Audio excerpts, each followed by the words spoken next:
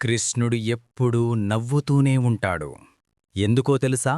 యమునా తీరం వద్ద వేణువు వాయించే కృష్ణుడు కేవలం గోపాలుడు కాదు, మనసులను గెలిచే దైవం. ఆయన చిరునవ్వు శాంతికి సంకేతం.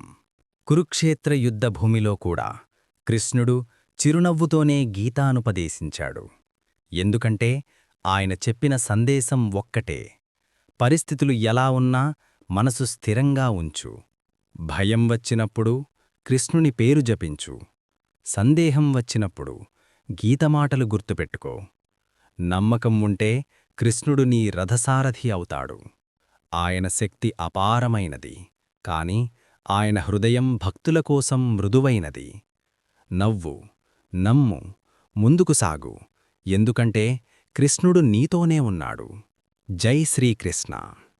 ఇలాంటి శక్తివంతమైన దేవోషనల్ వీడియోలు చూడాలంటే నా ఛానల్కు సబ్స్క్రైబ్ చేయండి, బెల్ ఐకాన్ నొక్కండి. ధన్యవాదాలు.